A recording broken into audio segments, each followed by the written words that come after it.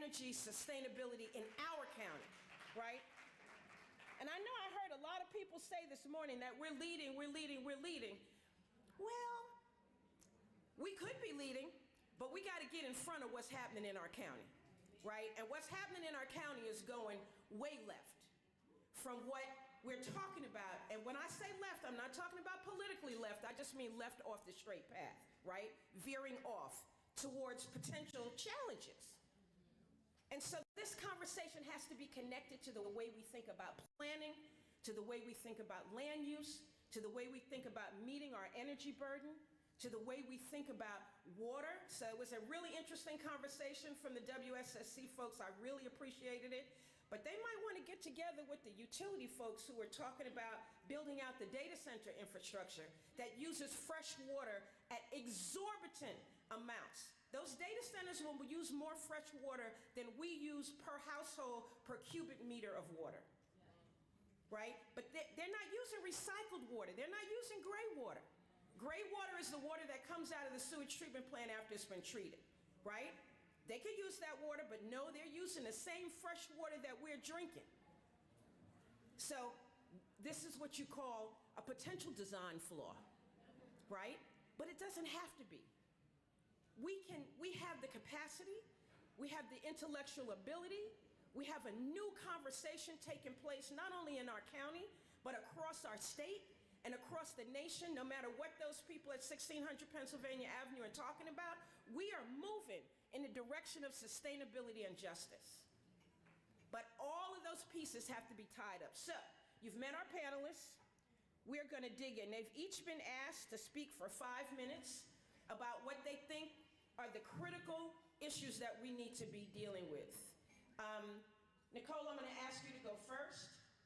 I'm going to ask the person next to you to go second, Gabriela. Aneca, I will ask you to go not last, but, and hopefully, Councilmember Fisher will find a parking space, but you might have to go in there and sit in that car while she comes in here and talks. Nicole? Oh, here.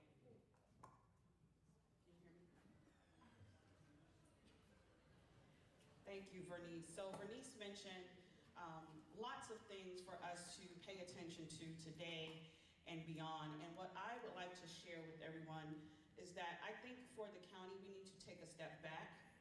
We need to think about where we want to be looking forward in 2035, 2040 even, right? And what this means is we know that we need certain types of development in the county to help our county prosper. So also as a resident, we don't want to just simply keep saying no.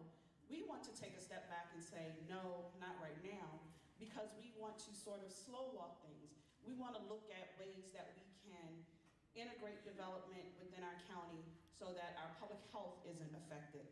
We want to look at making sure that we are looking at the true cost of the demand on fossil fuel dependent projects, right? We want to look at the overall burdens of public health, our energy bills, environmental cleanup in the events that there are emergencies, right? We want to look at building broader coalitions so that we can help fight lobbyists and fight the big money that comes into our county. And when I'm saying broader coalitions, I mean from a community grassroots level. We want to look at faith-based communities. We want to look at our grassroots folks. We want to work with our labor unions. We want to work with individuals in education and community groups at the basic level. And when we do that, we have to make sure that we are demanding equitable community benefits agreements. I'm not a huge fan of community benefits agreements as they stand right now because they're often one-sided and they're often one and done. Corporations will come in and they pay a large fee. But we need to look at moving towards truly equitable benefit agreements for the communities that help communities build power and also amplify the voices in the community.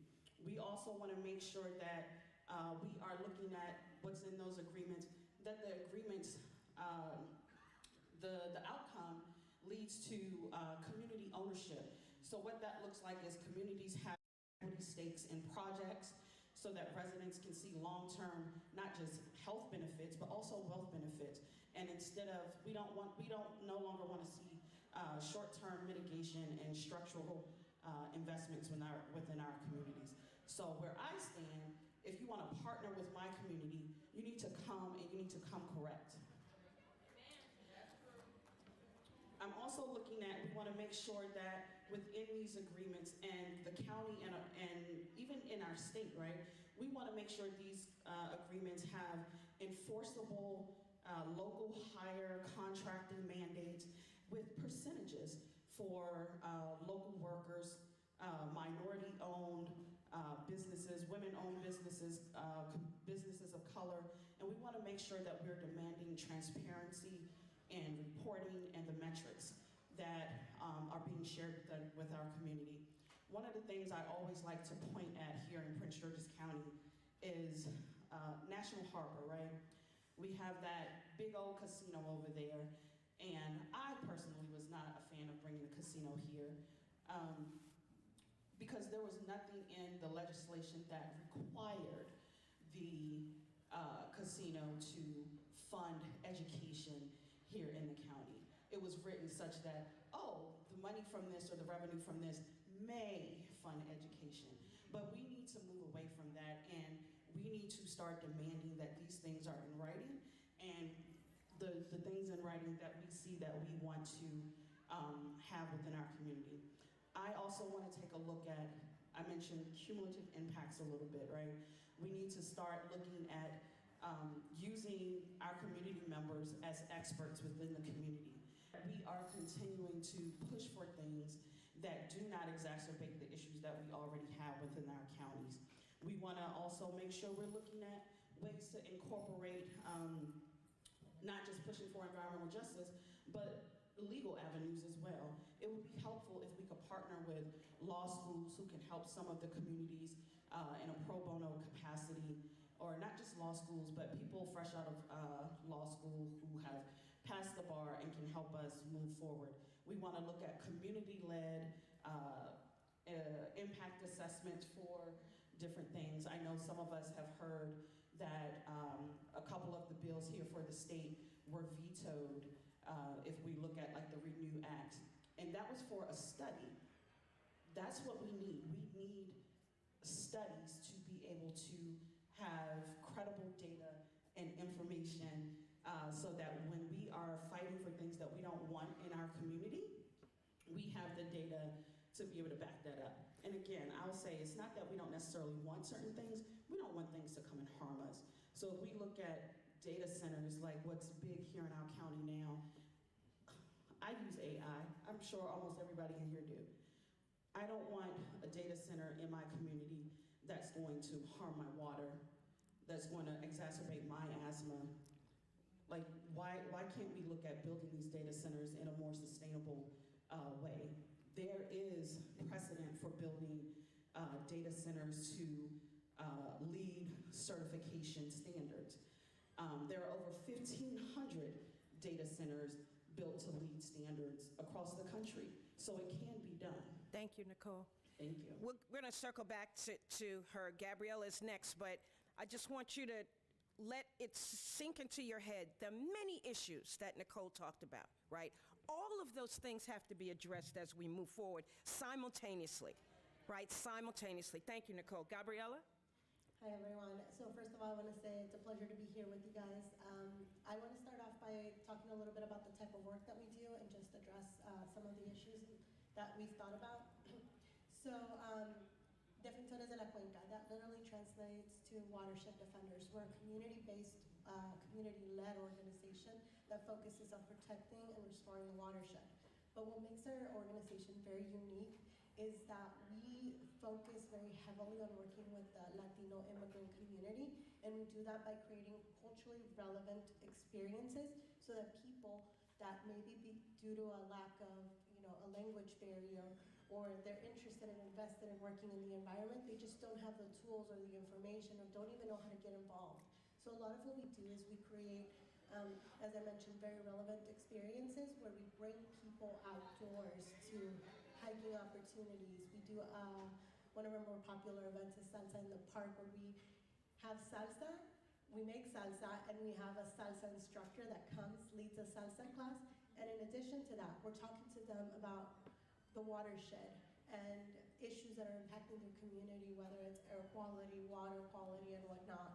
And so we're giving them the tools, we're really listening to them, we're really listening to how they feel, how they are impacted. We are giving them the space, speaking to them in Spanish, giving them the material in Spanish so that they are more excited about the opportunity of getting involved. Other opportunities that we've created are like hiking opportunities, camping experiences, because a lot of these families sometimes often don't even have like camping gear. So we bring these families together with their children so that the kids are also learning. So we are directly talking to kids as young as 7 years old to someone in their later 50s, 60s that is engaging with us and learning with us. So yes, one of the biggest things, like I said, for us, it's more about engaging the immigrant community and how we can get them involved and give them the tools so that they feel empowered to get involved. Thank you, Gabriela. Aneca. Good morning. Good morning. Afternoon. Oh, gosh, yes, it's afternoon. My apologies. It's been a busy week for me and the work that I'm doing with the department. I feel like a lot of my folks on the panel may have hit on a lot of the points that I wanted to hit on, but one of the things I like to tell select groups is a little bit about me and my history, and then how it came full circle, and I've coming to Maryland to take on this role as the first ever Assistant Secretary of Environmental Justice for the state. I was born in Southwest Philadelphia to teenage parents, and I lived in public housing in Southwest Philadelphia, not too far from the airport if you're familiar with Philly. So, went on, got opportunities that aren't usually given to folks that with my background. And eventually, I'm an engineer and I'm working in state government, and I come across a report. And it's a pilot project done with EPA, Johns Hopkins, and a few other partners to look at cumulative impacts of health and environmental stressors in low-income communities. And I look at the map, and I look at the title, and it says in Southwest Philadelphia. And that report was done in the 90s, the early 90s. And I look at the map, and then right there on the map is my public housing that I grew up in. And it kind of was a full circle moment for me, being in the career path that I was in, not realizing that even though right across from me was a scrap metal facility that came back and forth. Literally, it was like the street, and they were right there. My house was there. When the suds were bubbling up from the storm sewer system, I thought that was normal. Occasionally the fire department would have to come and extinguish or stop it from running, but that was kind of part of my growing up. I would smell different odors from different industries, and some of that is still nostalgic to this day. I would tell people I still remember the smell of the bread from the bakery, the local, more like industrial bakery that was there. And it's nostalgic. I love that smell. I love the smell of bread. But now knowing what I know, it's like, oh, maybe their scrubbers weren't working right, or some of their, facility things weren't working right. So, I had a career doing engineering. Water is my field. And when I got offered this position, I was kind of like, how did that happen? How did I get offered a position in environmental justice in Maryland, where there was a school that did the study to look at my community, in the 90s. And now we're really going full force with environmental justice. In my work, I've always said that before I got this position, environmental justice was other duties as assigned. And what that meant is because of my lived experience, it was always with me.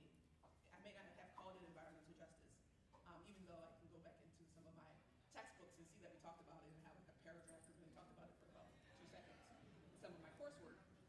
But it was always other duties as assigned. I was always advocating for stuff in rooms where people would be like, why are you asking for that? Like, because some people don't have these things, and we need to make sure that they have the infrastructure to participate in our processes. And if we make our processes in a manner that doesn't allow for that, then they'll never be part of the system. And if you go find that Johns Hopkins report, one of the things at the end, they talk to communities. They talk to the community, and they said, what does the community want to know? We wanted to know who to talk to about issues that we were seeing in our community, because that wasn't clear. We also wanted to know about stuff that was happening in our community, showed up one day. And if you think that that was what my community was asking for in the 90s, it's literally 2025, and that is still what communities are asking for. So what my role is, I try to be a point into our agency. I go out to communities and I say, have you ever interacted with MDE? How was that experience? No? Why not? Well, let me tell you how we impact every day of your life. Let me tell you about these projects that are going on in your neighborhood. Let me tell you about this funding that is available to you. Let me tell you about, everything that the agency does and how you can participate in this process. And if you're uncomfortable or you feel like you don't know, I'm here. Let's talk. Let's go through this together. And I share a similar lived experience, so that helps a lot. So what I've seen that we need to tackle is kind of what Nicole hit it on, is getting to the community, right? There's regional organizations, there's others that can represent, and it's kind of a group or a decided way that we get there. But individuals have thoughts too. Smaller communities may want to see different things. So I want to go to the community and understand, how do you see yourself in this process? So how do we integrate that into the process? Because we are civil servants. You're supposed to see yourself in me. So how do we do that? We've been working on a lot of tools within the agency. So January, I've been there for 2 years, which went fast and slow at the same time.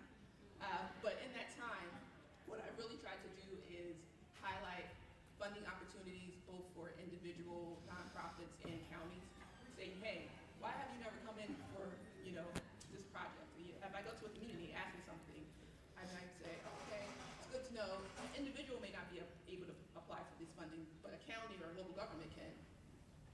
I have a span of control. I call the local government and say, hey, did you know that this issue is happening here? How can we alleviate this? There is some capital funding available. You want to put an application. And even as a county, I'm not going to say that applying for our stuff is not easy. It's very paperwork intensive. Some of the stuff we don't know what they're asking for. But that's one of the things that I try to do in my team, is do that technical assistance so I can tell you how to get through that application. And I also do that for individuals, for grants that we partner with different organizations like the Chesapeake Bay Trust. The other big thing that we've been working on is screening tools. I won't say ours is the best or the be-all, but you really need to utilize mapping tools that are coming available to us now to identify areas that may need attention. And we have re-released our screening tool in June. And with that is actually a climate vulnerability score, environmental justice score. It gives you exposure data, burden data, sensitive population data. And what it also allows you to do is bring in your own data to overlap it. So if you have specific areas or things of concern, you can overlap it with our model. It also depicts the legally defined terms of overburdened and underserved in Maryland. So we do have definitions for that in the state of Maryland, which is unique. We also have the definitions for EJ. But the tool shows you if your community or another community meets that definition. It's a lot of data, but it's for you to be able to make decisions as we move forward. Thank you, ma'am. We're going to come back. We're going to circle back. But she said a lot of powerful things. But the most powerful thing was your representatives should look like you, right? Your representatives should be able to identify with you through their lived experience. It makes a whole world of difference in terms of problem solving, how they see issues, how they use the resources that they have, and how they come to the table. I've already seen her do amazing things in the 2 years that she's been there. Councilwoman Fisher, can you give us some opening introductory remarks about you and how you feel about these issues, how you work on these issues, and what makes you passionate about environment, climate issues? Sure. Good afternoon, everyone. It's wonderful to spend, it's Thursday, right? Every day is a mix-up for me. This Thursday afternoon with you all. My name is Wanika Fisher. I am the council member for District 2 here in Prince George's County. District 2 has the amazing cities of Mount Rainier, Brentwood, North Brentwood, the entire city of Hyattsville, Adelphi, Langley Park, Chillum, Lewisdale, Cool Spring, Buck Lodge, and I think that's about it. I am the tiniest geographic district here in Prince George's County, but some with the some of the highest population in the county, as I represent the largest immigrant population. My district is about 52% Latino. I am not Latina. I am South Asian and Black. And with that, our district is undercounted. So most council districts, you have 9 council districts here in Prince George's, 2 at large.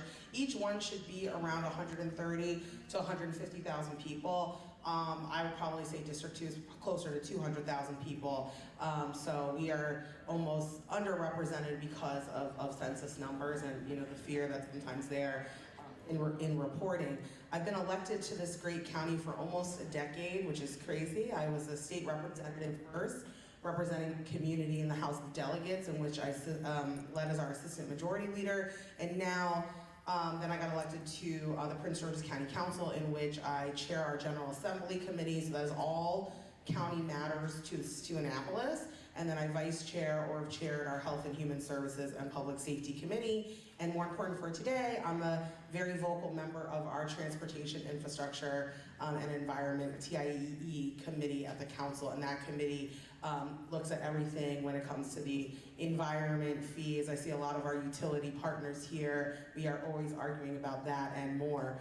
I would say, just to start off my little intro, I do love this quote, which I'm sure has been said today before I was here, but it goes that, we don't inherit the earth from our ancestors, right? We borrow it from our children.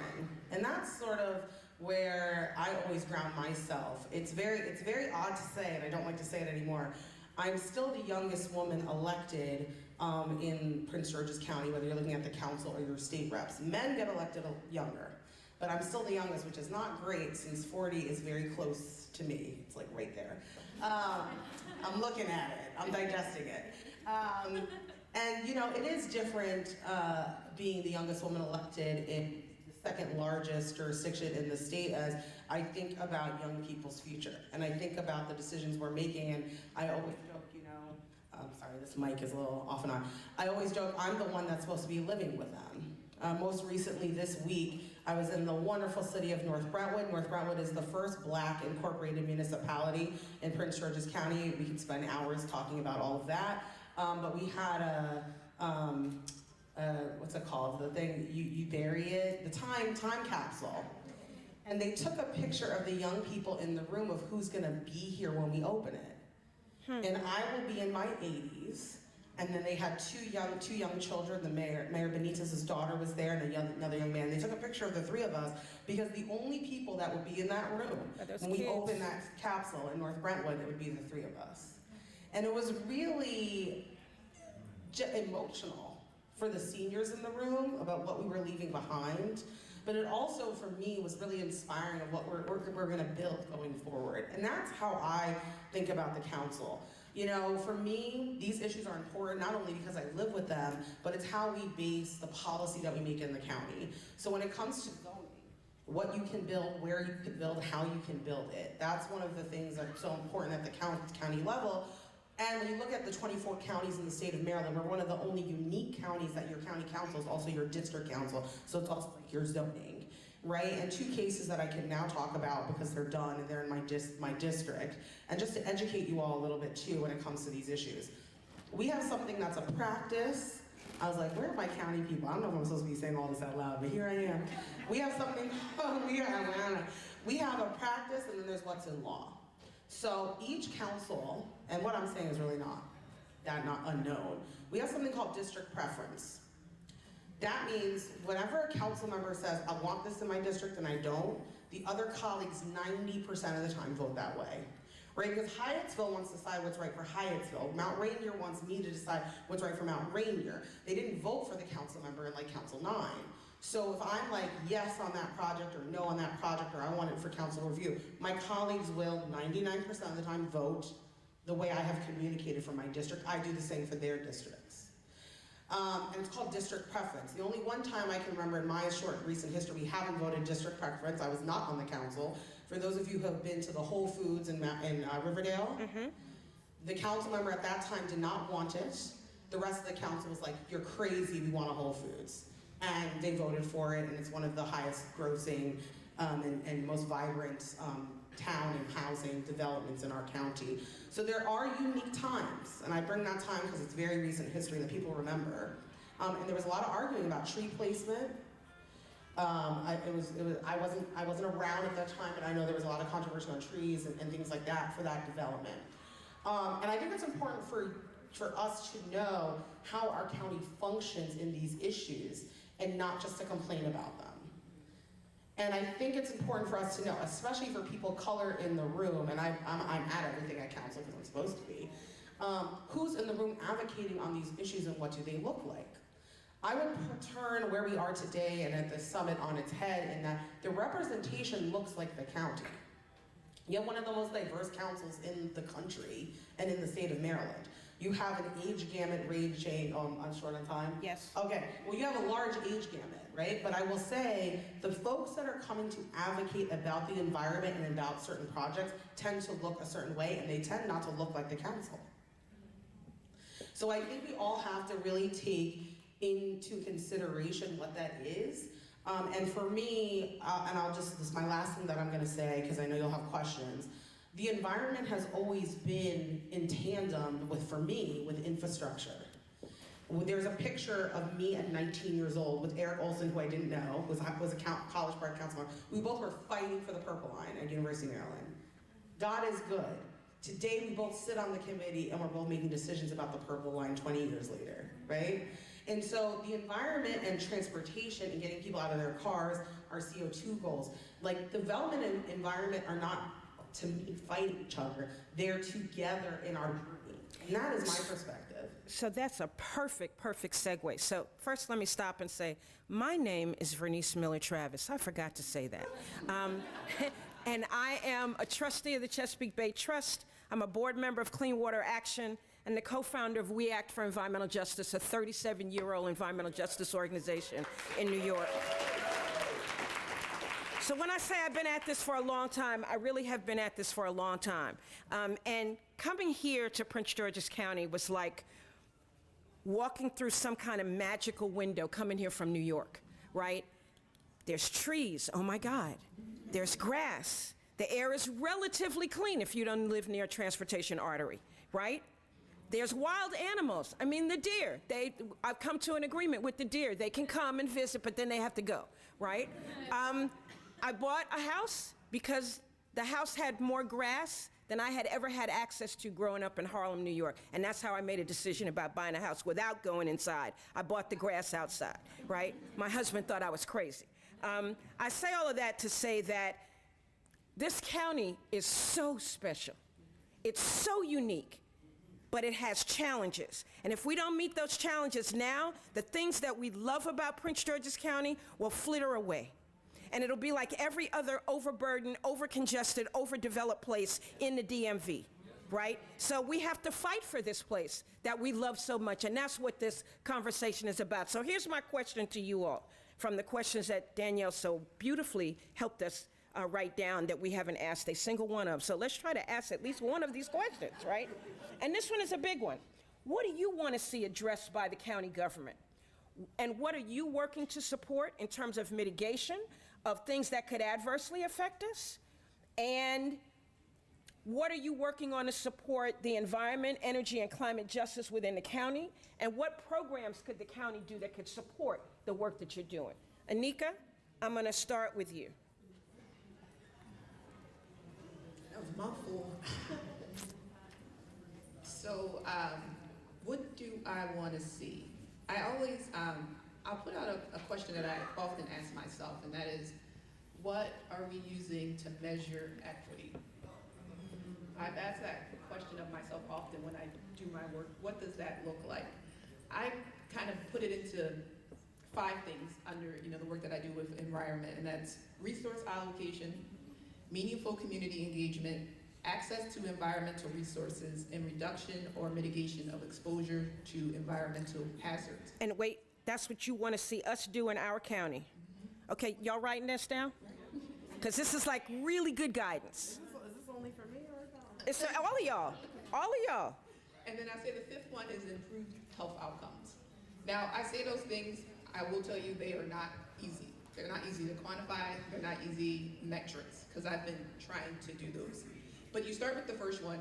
A lot of folks ask me, like, what do people need to, be excited about this new EV program? What do they need to be excited about solar? The communities you work with, what do they need to be excited about it? The one thing I always say, the first thing I always say is money. If we want people to change behavior, we have to pay to be the change that we want to see. Now, I know we don't have a huge bucket of money with things flowing out, but we can prioritize how we Spend put our the money. So we need to think about that when we are allotting resources in the work that we do. The other thing is we have to talk to people in a manner by which they care about something. I'm school educated and book educated. We learn things a certain way. And we learned about, the great things of environmental change that we can do, and we learned it in a certain way.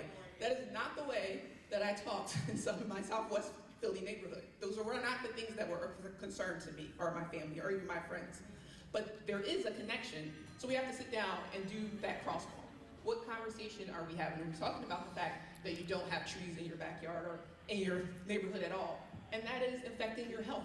The reason why I have heat stroke or heat sensitivity is because of that. The reason why my aunt has so much, my aunts are susceptible to asthma is related to that. The fact that eczema is prevalent in my family is related to that. So that's the conversations that you're having as you try to move these initiatives forward. Don't come and tell me about reduction in greenhouse gases. I don't know what you're talking about, right? So and then we have to do that because communities are the ones that advocate to get this stuff done. You vote at the local level, you vote at state, federal levels, and if we're advocating for these programs that are going to support and benefit us, you have to know how it supports and benefits you. You're our biggest advocate when we do this work. So we have to do more engaging in a way that is meaningful and that interacts with the communities that we want to support. Thank you. I'm done. Yes. Sorry. Thank you. I'm sorry. Gabriela, let me put a slight twist on that. And what does the Latino community that you work with, what does the immigrant community that you work with, what do they want to see the county do to address the environmental, climate, energy concerns that they have? So I'm just going to start off by saying that earlier I heard that this district is composed and it's 52% Latino. Your district too, right? So for the immigrant community, I think giving them a sense of including them, authenticity, really engaging them and feeling like their voice matters. A lot of immigrant communities often think, oh, the government doesn't listen to me or I don't really have a voice. So giving them the space to feel like they are part of the table. Like if there isn't a chair, you pull a chair for them and you're like, no, have a seat. We really want to hear what you have to say. And then create it in a very culturally relevant experience for them, where if it's a positive experience, they're gonna wanna come back and wanna engage more. And earlier I also said, we engage families, from the youngest to 7 years old to someone who's older, so it's multi-generational. So what these kids are seeing their parents do is what they're gonna do. And that's the type of, image that we wanna create and put forward. And so I think about it, and I would love for you guys to engage families with that incentive.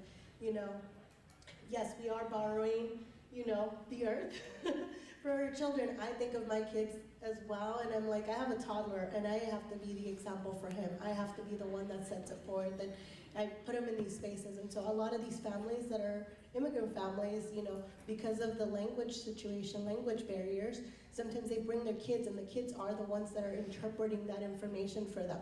So accessibility that's multilingual is super important. Thank you. Nicole? Yes, I would actually love to see in our county council and our county, I would like to see us close the gap between policy and practice and implementation. That is the biggest thing for me. I think we, Councilmember Fisher said, sometimes we do a lot of complaining, but I always like to remember we do a lot of great things in Prince George's County too. I think the council needs to get better at sharing those with the community. Council connection. Yeah. So, but in terms of that, some of the great things that we do here we need to make sure we're looking at enforcement and educating those who are responsible for implementing some of the things that we have here in the county. At the very, basic level, we passed, the bag bill here in Prince George's County. I love seeing the bag bill passed, but there is a disconnect between enforcement and implementation throughout the county. You see it heavily enforced in some parts of the county, not so much enforced in other parts of the county. That's the exec floor, that's not us. Yes, so we need to get really on the same page. We need to look at providing resources to our county government civil servants who are responsible, ramping up hiring for us to be able to do that. And then we need to look at how we're going to implement and use things that we already have in place. For example, if I can refer to Environmental Justice Plan 2025, Yes. that was developed by the county's Environmental Justice Commission. Shout out to Dr. Jacoby Wilson. We missed a great opportunity to take things and recommendations from that plan when we implemented, when we created the County Climate Action Plan. Now we're in implementation phase, and what happened? We had to go back to ensure that we weaved in some of the recommendations from that plan. So we have to look at being able to do things not in silos, but we have to be able to walk together with those that are also responsible for implementation. Because, even when we take an honest look at things, sometimes we're not implementing things because we don't have the resources in the county to be able to do certain things. So we have to take a look at those as well. Thank you. Councilmember Fisher? Thank you. Well, first, I want to thank County Executive and the Braveboy administration, because they've only been in office 120 days, and look at us at a climate summit. I just want to say that, because now that I've gotten to experience different administrations, I would say for me, what I want to see is that elections matter, right? And that the residents and all of us have to do a better job in understanding who's responsible for what and how it goes. And that's why I said, well, I'm a legislator, I legislate. Executive executes. So other than what's gone on before the last 120 days, I can't tell you about that. I know exactly what the Braveboy administration is committed to and is doing, and I'm grateful to them for that work. So I would say for us to also realize what happened in the past is not always happening at the county now. And you really have to, every new administration, you actually have to lean in and start again and start anew. And I think there's a disconnect with the residents and the government. That's something I was talking about 5 years ago is on the radar when that director is long gone. You have to, so I think there's that. And the two things I'm gonna say is who has Instagram? Raise your hand. Okay, keep your hand up. Who's following PG Council on Instagram? Keep your hand up. Who's following your council member and your state delegate and your state rep? See how the hands went kind of low? If you're in this room, you should be following @PG Council. It is the Council Connect, it's not biased, each of us have our own, but that's the one we do collectively. You should be following the county executive, your state delegates and state senators, that's number one. What I would like to see out of our county government, and I've talked about it, I want to thank Director Sam Moki. I don't know if Director Moki's here, but there you go, hey Director Moki. I want to thank Director Moki, and to your point, I've talked to him a lot about the commitment to our immigrant, and hey Dr. Moki, it's me, I'm talking about you. I'm thankful of the renewed commitment, because I will say, I'm very frank about things. I have been complaining and advocating about our Department of Environment doing a better job on education with our immigrant community, and I did not get it for 3 years. I'm very real. I did not get it. With Director Moki, he has a commitment to my district and to my residents, because all of the things, whether it's the composting program, our trash pickup, I got mattresses out the yin-yang doing all sorts of crazy stuff to the environment. I have to educate my community. I cannot just penalize them all the time. Yes. And the penalizing is not even happening, because penalizing is a part of education. I'm all for a ticket now. I'll give you a ticket. Okay? But so I'm thankful that Dr. Moki is here, and he is doing what he is starting to do, what needs to be done in District 2 in particular, but District 1 and 3 as well, all of our immigrant communities. It's hard to learn something new. I know when my parents came to this country, they're like, what is this, what is that? It was a lot of education and growth. So a lot of the things that we're doing also in the Department of Environment, we can't do it by ourselves. Our community has to be educated along the way. I feel like we have that new commitment to do so. I'm very frank. I don't think I did not have that. And 3 years on the council, I begged for it and never got it. Thank you, I'm madam. honest. Thank you. And what kind of my last thing? Well, you're going to get one more chance to Okay, do my one thing. one thing. I just want us to be more focused on the urban agricultural intersection. Here, here. That is Here, something here. that I'm very passionate about. Here, here. And so, Okay, so we are supposed to be shutting down now, but I'm going to ask you one last question to go out with closing comments, and that is this. Walla Councilmember Blagay mentioned this in her comments, that people tend to think that people of color are not environmentalists. I personally have been in the field for 39 years. In June, it'll be 40 years that I've been doing this work. A lot of us in this room, a lot of us in this county, did you know that there is an extraordinarily high percentage of people who work for US EPA who live in Prince George's County, particularly in the city of Bowie? Did you know that? We could have a reunion of people who used to work for EPA in the city of Bowie, because that's how many of us are here. We have been doing this work, but people associate our concerns about the environment with wanting to stop things. Now, I'll just go straight on the record. No data center at what used to be Six Flags Amusement Park. I live 2 miles door to door from there. We're not doing that, right? We're not doing that. But what do we want? People associate environmentalists who are people of color with wanting to stop things, to shut things down, to not move forward with development, to not move forward with growth. But what do we want? What's our vision?